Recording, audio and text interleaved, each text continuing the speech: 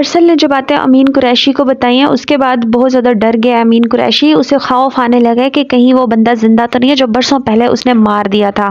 جن بندوں کے ذمے اس نے یہ کام لگایا تھا ضروری مارنے والا, ان بندوں کو بلا کے وہ پوچھتا ہے اور کہتا ہے کہ مجھے ایسی کوئی گارنٹی دو جس سے پتہ چلے کہ واقعی وہ مر گیا ہے. دوسری طرف امین قریشی کو شک ہونے لگتا ہے اپنی دوسری بیوی کے اوپر, کیونکہ ارسل نے اسے جو باتیں بتائی ہیں اس کے بعد شک بنتا ہے. تو بہت پریشان ہوتی ہے اس کی دوسری بیوی. وہ مرید سے پوچھتی ہے کہ تم نے تو مجھے بہت مشکل میں ڈالے, تم نے وہ پکچرز کیوں دکھائی تھی ارسل کو؟ تو وہ کہتا ہے تمہیں ڈرنے کی ضرورت نہیں ہے. مرید اچھے سے اسے بتاتا ہے اور سارا پلان سمجھاتا ہے کہ آگے آپ نے کرنا کیا ہے, اگر آپ میرے پلان پہ چلو گی تو آپ کو کامیابی ملے گی. دوسری طرف آ جاتا ہے امین قریشی اپنی بیوی کے گھر اور اسے پوچھتا ہے ساری باتیں کہ کیا اصل ماجرا کیا ہے, اور مجھے پتا ہے میں نے تم ثبوت کے ساتھ پکڑا ہے تمہیں, تو مجھے سچ سچ بتاؤ تم مرید کو کیسے جانتی ہو. تو آگے سے وہ بہت ہی اچھے طریقے سے, کیونکہ اسے پتا ہوتا ہے کہ امین قریشی کیا سوال کرے گا, مرید کے کہنے پہ وہ ساری باتیں بتاتی ہے. وہ کہتی ہے کہ تمہاری جو پہلی بیوی ہے اس نے مرید کو بھیجا تھا میرے بارے میں معلومات لینے کے لیے جب سے تم نے ہوٹل میں ملاقات کروائی تھی اپنی بیوی کے ساتھ. اس کے بعد لیکن مرید اتنا وفادار ہے آپ کا, اس نے یہ کہا کہ میں اپنی مالکن کے ساتھ غداری کر سکتا ہوں لیکن اپنی مالک کے ساتھ کبھی غداری نہیں کروں گا. اس نے یہ بات چھپا دی اور یہیں پہ مجھے چپ رہنے کا وعدہ دیا تھا, لیکن اب آپ کی وجہ سے مجھے وعدہ توڑنا پڑ رہا ہے. اور اس طرح سے امین قریشی کے سر پہ ایک بار دوبارہ سے مرید کے لیے جو غلط فہمیاں تھیں وہ ختم ہو جاتی ہیں اور شک ختم ہو جاتا ہے. مرید آفس کے طریقے سے اس طرح سے کام چلاتا ہے کہ جو خطرے والا کام ہوتا ہے اس سے میں امین قریشی کو ایسے پھنساتا ہے اور ارسل کو ایسے پھنساتا ہے کہ یہ دونوں تو یہ کام کریں گے نہیں.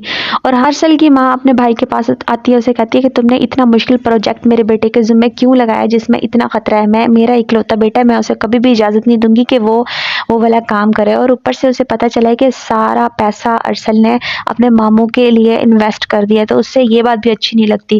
اور تو ارسل اپنی ماں کے پاس جاتا ہے, اسے کہتا ہے آپ نے ماموں سے ایسی بات کیوں کی, آپ نے تو میری پوزیشن ڈاؤن کر دی ہے, میں نے اتنا کچھ جو لگایا ہے وہ سارا کچھ میرا ہی ہے, تو آپ نے ایسی بات نہیں کرنی تھی ماموں سے. تو اس کی ماں کہتی ہے کہ تمہیں بچپن سے میں نے پالا ہے, میں نے بڑا کیا ہے, اور میں اب تمہیں اتنے جوان کر کے کھو نہیں سکتی.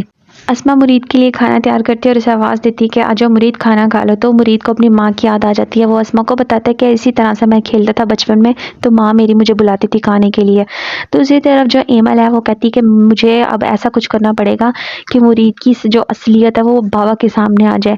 تو وہ کہتی ہے کہ میرا دل کرتا ہے کہ میں سارا کچھ بتا دوں جو مرید نے میرے ساتھ کیا تھا. تو اس بات پہ ارسل اسے منع کرتا ہے, کہتا ہے یہ والی باتیں بتانے کی نہیں ہوتی, تو آپ نے یہ بات نہیں بتانی. اسما مرید کے کپڑے پریس کر رہی ہوتی ہے کہ اسے شرٹ جل جاتی ہے. تو مرید آتا ہے, اسے ہنستا ہے اور اسے کہتا ہے جب آپ کو یہ کام آتا ہی نہیں آپ نے کیوں کیا ہے. پھر بڑے پیار محبت کے ساتھ اسما کو وہ شرٹ پریس کرنے کے اصول بتاتا ہے اور طریقے بتاتا ہے, اور بہت ہی اچھے طریقے سے اسے استری کرنا سکھاتا ہے سارے سٹیپ کے ساتھ. اسما جو کام کرتی ہے مرید کے وہ دل سے کرتی ہے, کیونکہ وہ اب مرید کو سمجھنے لگی ہے, اسے پتہ چلنے لگا کہ مرید دل کا کتنا اچھا ہے اور صاف ہے, اور اس کے باپ نے اس کے ساتھ کیا کیا تھا. دوسری طرف امین قریشی کے بندے آ جاتے ہیں, وہ بتا دیتے ہیں کہ واقعی وہ بندہ نہیں مرا ابھی تک, تو اور حکم دیتے ہیں کہ پوچھتے ہیں سے کہ ہم کیا کریں. تو امین کہتا ہے کہ میں تم لوگوں پہ دوبارہ بھروسہ نہیں کر سکتا.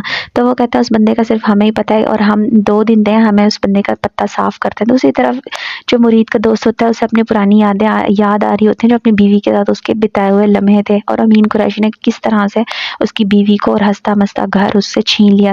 مرید آتا ہے, مرید کہتا ہے کہ اب وقت آ گیا ہے کہ اب بارش آرام آرام سے رم جھم نہیں برسانی بلکہ ڈائریکٹ گولیاں برسانی ہے. تو اس بات پہ اس کا دوست خوش ہو جاتا ہے, کہتا ہے بس ٹھیک ہے اب تو میں اسے ایسی نیند سلاؤں گا کہ دوبارہ وہ جاگ نہیں سکے گا. اسی طرح مرید کو یاد آ رہی ہوتی ہیں جو جیسے بچپن میں اسے دھکے دے کے باہر نکالا تھا, تو وہ فٹ پاتھ پہ سویا تھا. تو اسما کو بتاتا ہے وہ کہ میں آج پھول لے کر آیا تمہارے لیے, تو وہاں پہ میرے کچھ دوست بنے ہوئے ہیں. بچپن میں جب آپ کے باپ نے مجھے باہر نکال دیتے تھے تو میں ان کے پاس رہتا تھا, تو اس لیے ان کے ساتھ یاری دوستی ہے میری, ان سے پھول لے کر آؤں. تو اسما ان پھولوں کو پہنتی ہے اور ساتھ میں بہت اچھا سا تیار ہوتی ہے. مرید باہر گانا گنگنا رہا ہوتا ہے کہ ایک دم سے اس کی نظر پڑتی ہے اسما کے اوپر جو کہ بے تحاشا خوبصورت لگ رہی ہوتی ہے, بہت ہی پیاری لگ رہی ہوتی ہے دوپٹے میں.